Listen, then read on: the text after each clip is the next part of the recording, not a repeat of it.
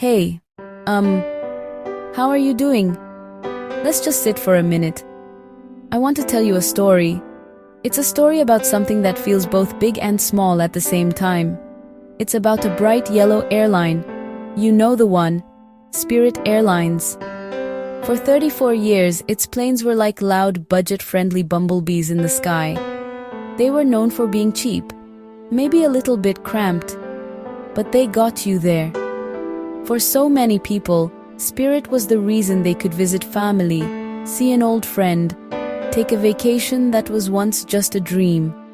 It made the world a little smaller, a little more accessible, for people who counted their pennies.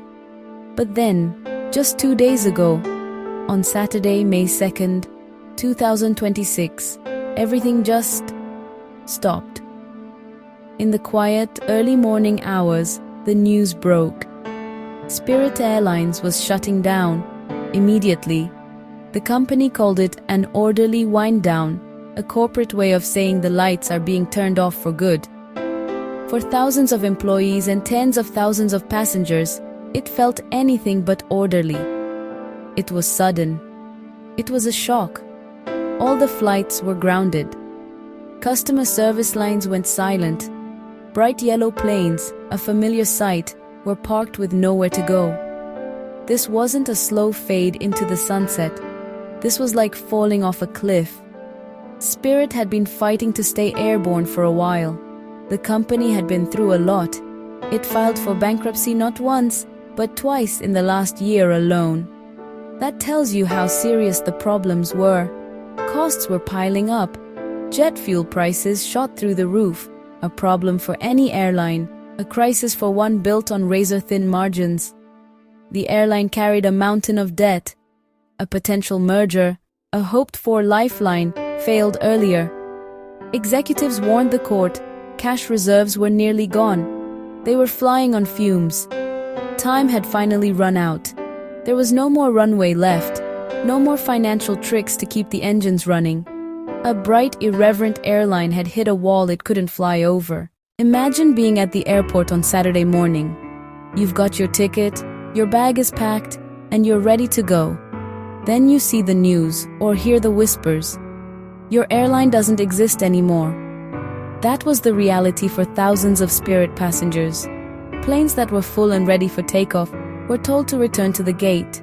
People were asked to deplane. Trips cancelled in an instant. It was chaos and confusion, a logistical nightmare in real time. The final official flight was a symbol. Flight NK-1833 made its journey from Detroit to Dallas. Just after midnight on Saturday, when that A320's wheels touched Texas runway, it wasn't just the end of a flight, it was the end of an era. The moment that plane parked, Spirit as an operational carrier ceased to be.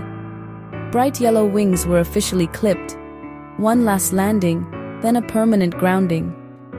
For the people left behind, the situation was a mess. Many were stranded far from home. The airline promised quick refunds for card purchases, but quickly is relative when you're stuck with family and prices are rising. Stories poured in, hours on hold, refund requests vanishing into a void. This is where the real impact shows up, not just tickers or headlines. It's about people, the family trying to make a wedding, the student getting back to college, the person who saved all year for one trip. The airline promised to make it right, but when a company is going out of business, promises can feel hollow. The orderly wind-down felt very disorderly for those caught in the middle. How does a major US airline disappear overnight? A perfect storm. The biggest hit was jet fuel. For a budget carrier, fuel is one of the largest costs. When prices spike, they eat tiny profits per seat. Add massive debt, years of borrowing, then the bill came due. The merger that might have helped collapsed, leaving Spirit exposed. 2 bankruptcies in a year, like 2 heart attacks. Finances were fragile. They tried to restructure, cut costs, find a lifeline, but expenses kept beating income. Cash reserves dwindled to almost nothing. They couldn't afford fuel for the next day. If you can't pay the bills, you can't operate. coffee shop or airline. High fuel costs, massive debt, and no partner set up a collapse few could escape.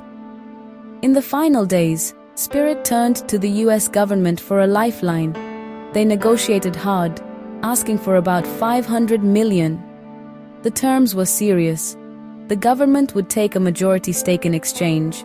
The administration said it was looking at it, only if it was a good deal for taxpayers. Bailouts are messy. Company, government, unions, lenders, bondholders, everyone must agree. Ultimately, they couldn't get there. Reports say bondholders and others split on terms. Without that lifeline, Spirit had no options.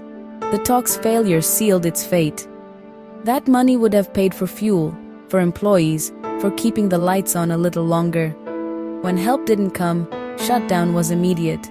A stark reminder that sometimes there is no rescue. When a company collapses, we quote dollars, but the most important number is 17,000.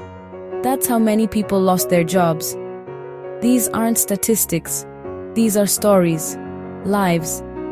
The pilots who trained for years to command an aircraft, flight attendants, the face of the airline, ensuring safety and comfort, mechanics who worked through the night to keep planes safe, gate agents who shouldered the stress of boarding, thousands in call centers who answered at all hours. For many, Spirit wasn't just a job. It was a career, a life built over decades. Now they're facing unemployment, mortgages, and uncertain severance. And the memories. There were jokes about tiny seats and surprise fees, carry-ons, even printed boarding passes. Everything had a price. But people remember $19 fares that made weddings possible, last-minute trips that became affordable, a unique culture, irreverent ads, bare-bones honesty, a cheap seat from A to B. For millions, that was a deal worth taking.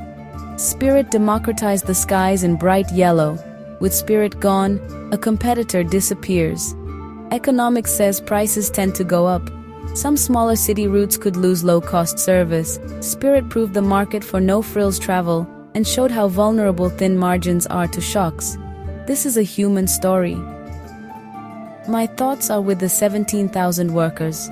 We must listen, support, and demand safety nets. Endings can be beginnings. The industry is resilient. Demand for affordable travel remains. For now, we mourn. We remember the bright yellow planes and the people who flew them.